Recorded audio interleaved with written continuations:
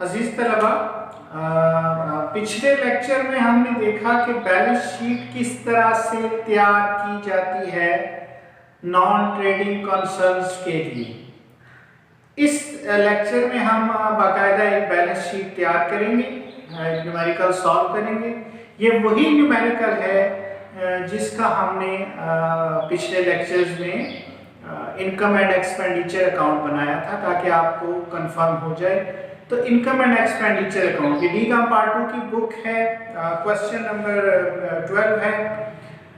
आगे पीछे हो सकता है आपकी किताब के हिसाब से, लेकिन फिगर्स देखकर आपको अंदाजा हो जाएगा कि ये कौन सा सवाल है। क्वेश्चन आप खोल के सामने रखेंगे तो ज्यादा बेहतर तरीके से पता चलेगा। अब इसमें हमने देखे दो चीजें लास्ट लेक्चर के अंदर सीखी थी कि इनकम से रिलेटेड अगर एरियर्स होंगे तो वो एसेट्स हैं, और अगर एडवांस होंगे तो लायबिलिटी हैं। एक्सपेंडिचर से रिलेटेड आइटम अगर एरियर होंगे, आउटस्टैंडिंग होंगे तो वो लायबिलिटी हैं, और अगर एडवांस होंगे तो वो एसेट्स हैं। और फिर हमने देखा था कि पिछले साल के या ओपनिंग जो है साल के शुरू में आइटम्स होंगे वो हमारे कैपिटल फंड में लिखे जाएंगे, और जो इस साल के और अगले साल के आइटम्स हैं वो हमारे बैलेंस शीट में रिकॉर्ड किए जाएंगे। इसमें पहले मैं रिसीट एंड पेमेंट अकाउंट को देखता हूं। पहले है आपका ओपनिंग बैलेंस। ये बैलेंस साल के शुरू में दिया हुआ है 2150। अब ये साल के शुरू का आइटम है, तो ये कैपिटल फंड की कैलकुलेशन के वक्त इस्तेमाल हो जाएगा 2150। और जो क्लोजिंग हमारा कैश का बैलेंस है वो हमारा एसेट्स में शो हो जाएगा 900 रुपीज। तो क्लोजिंग हमारा बैलेंस शीट में आ गया, और जो ओपनिंग है वो हमारा कैपिटल फंड की कैलकुलेशन के लिए ये भी यहाँ पे नोट हो गया। उसके बाद जो है सब्सक्रिप्शन है हमारे पास 1985 का 80 रुपीज, लेकिन पहली एडजस्टमेंट में लिखा हुआ है ₹100 बीइंग एरियर फॉर 1985। 100 रुपया है पिछले साल, तो ये सब्सक्रिप्शन एरियर हमारे पास आ गया 100 रुपीज। ठीक है। अब इसी एडजस्टमेंट को अगर मैं देखता हूं तो ये हमने जब इसकी इनकम एंड एक्सपेंडिचर कैलकुलेट की थी तो उसमें हमने 280 रुपीज एरियर्स निकाले थे। किस तरह से निकाले थे? 90 मेंबर्स थे, 50 मेंबर रुपीज हर मेंबर पे कर 4500 कलेक्ट होने चाहिए थे, जिसमें से 4220 कलेक्ट हो गए, रिसीव्ड हो गए थे, बाकी 280 एरियर्स थे। तो ये 1986 के 2 एरियर्स हैं। और ये 100 रुपीज एरियर हैं पिछले साल के, जिसमें से उसने बताया हुआ है रिसीट एंड पेमेंट अकाउंट के अंदर कि 80 रुपीज रिसीव हो गए, तो बाकी 20 रुपीज वो रह गए। तो 280 इस साल की हैं, 20 रुपीज पिछले साल के अभी भी रहते हैं। तो ये 300 जो है ये हमारे सब्सक्रिप्शन एरियर हो गया। सब्सक्रिप्शन इनकम है, और इनकम एरियर हो तो उसे हम एसेट्स में लिखते हैं। कैपिटल फंड में भी ये एसेट साइड पे आएगी, और बैलेंस शीट में भी ये एसेट साइड के अंदर जो है वो रिकॉर्ड होगा। उसके बाद आप अगर गौर करते हैं तो इन्वेस्टमेंट दी हुई है 2000, इन्वेस्टमेंट 2000 दी हुई है।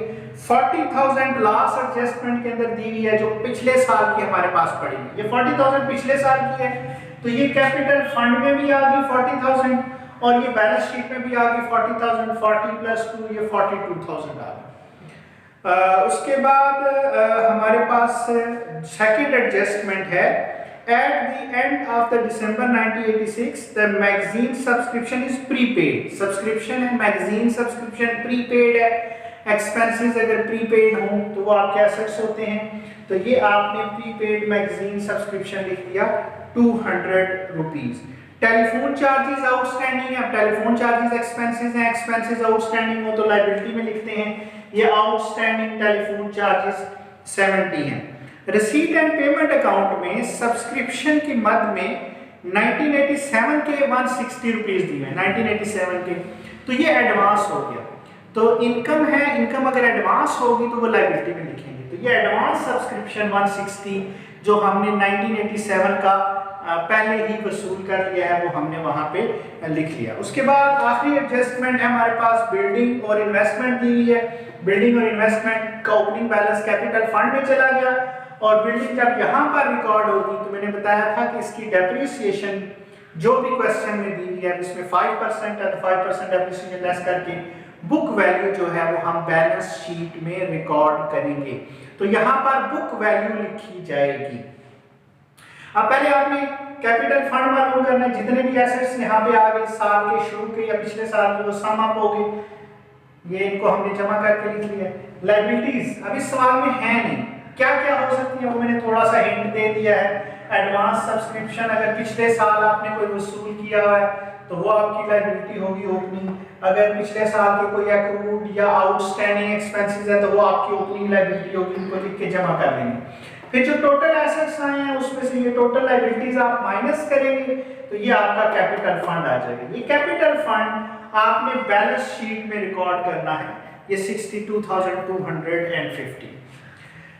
इसमें अगर डेफिसिट होगा तो वो लेस होगा। अब इसमें डेफिसिट था 80 रुपीज, हमने जो सवाल हल किया था ये लेस हो गया। अगर सरप्लस होगा तो वो ऐड हो जाएगा, तो सरप्लस को हम यहाँ पर ऐड कर लेंगे। ये इसमें से हमने लेस किया है क्योंकि डेफिसिट है, तो ये माइनस करके आंसर आ गया।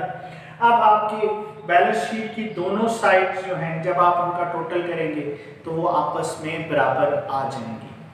उम्मीद करता हूँ कि अब आप कोशिश करके तो बैलेंस शीट भी तैयार कर लेंगे नॉन ट्रेडिंग कंसर्न के जो क्वेश्चंस हैं।